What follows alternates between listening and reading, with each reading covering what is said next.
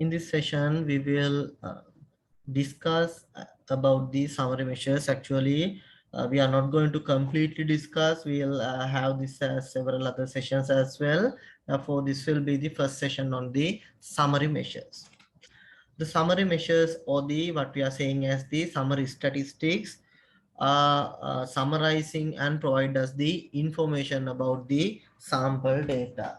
Generally, once you have collected data, you may have a set of data points for your data set or the sample data that you have collected. But for the sample data, you can simply obtain the summary measures, or we can say as them as the summary statistics. Therefore, once you obtain the summary statistics or summary measures for your sample data, you can have an idea. As soon as you see about the summary statistic, you can simply obtain some valuable information throughout them, and then we can say that we can summarize the obtained data as well. When we are going to discuss about the summary measures falls into three categories. Basically, we can divide summary measures into three categories. The first one is the summary measures, which says us about the location. Therefore, we are saying it as the measures of location, or we can say them as the measures of central tendency. Then the next category is measures of spread, or the measures of the variation, and the third category is the measures of shape. Therefore, when we are discussing about the summary measures, we are discussing those summary measures under these three categories. It is the location, the spread, or the variance, and the shape. Therefore, when you are having the summary measures to describe the data, describe this data numerically, then I have mentioned that there are three categories. Under these three categories, we may have several summary measures that we can discuss under each category that we have already identified.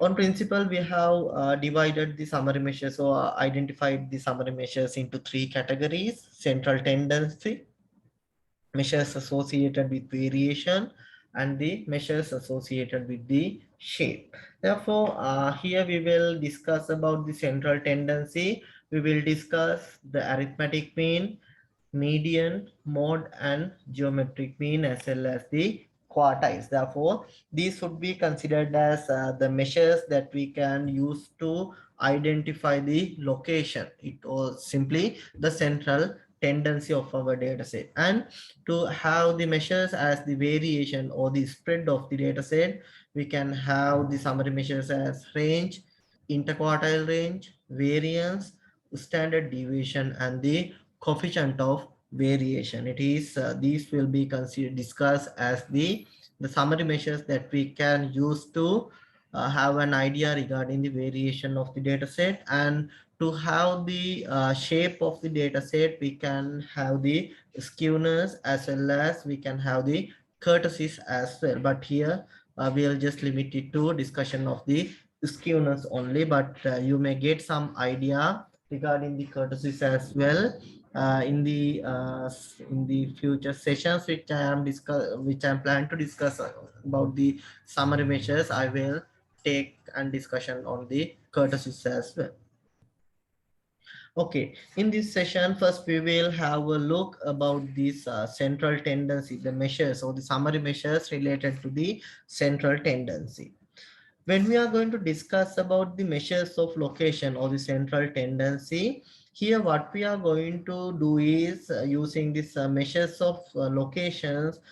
Here we are going to identify where our data is centered or where a trend lies. Therefore, using the central tendency, the measures for the central tendency, we can identify where our data set is centered and where a trend lies.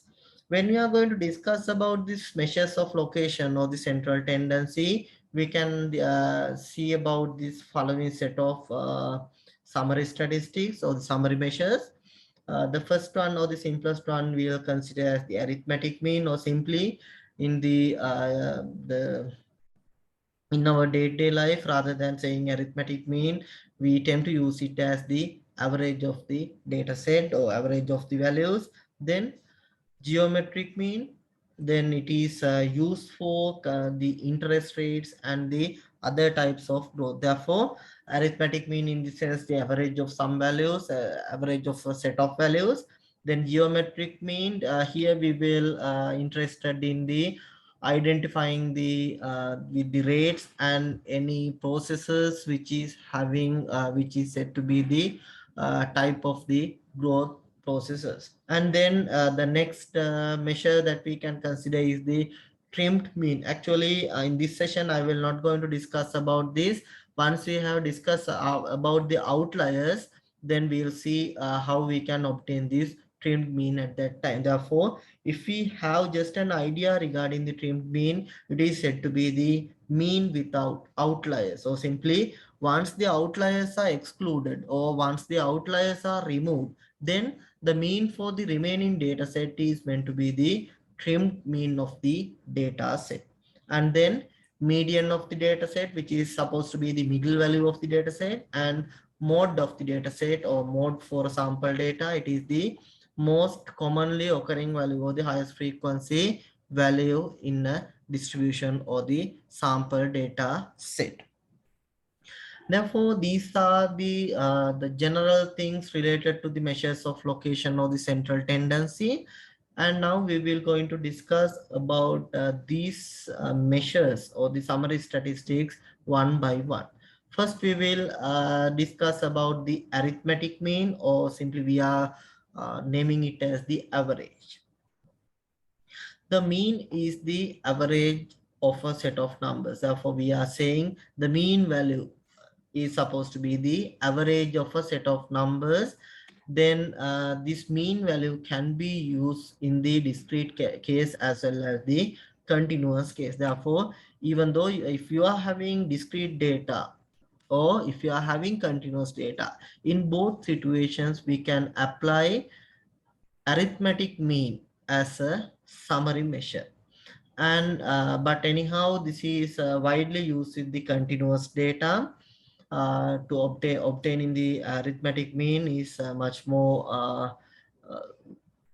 useful and widely used in the continuous data. And when we are going to discuss about the arithmetic mean, this arithmetic can be again subcategorized into three categories, which are tend to be simple arithmetic mean, weighted arithmetic mean, and the combined arithmetic mean. Here we will discuss about this simple arithmetic mean, weighted arithmetic mean, and the combined arithmetic mean separately. Anyhow, all these three subcategories are fallen under the summary measure that we are considered as the arithmetic mean or the average of a data set. And when we are going to discuss about the arithmetic mean, generally we are denoting the arithmetic mean just by using either x bar, or else we use the notation mu to denote the arithmetic mean. Therefore, arithmetic mean is denoted by x bar or mu. X bar stands for the arithmetic mean obtained for the sample data. And if you are obtaining the arithmetic mean using the population or for the population data, if you are obtaining the mean, then it is denoted by the notation mu. Therefore, generally we are saying that x bar is used to denote the sample mean and mu is used to denote the population mean. Therefore, these are the notations that we are generally used in the mean or the arithmetic mean or the average. Here I have mentioned that there are three categories that we can use for the subcategories that we are considering under arithmetic mean.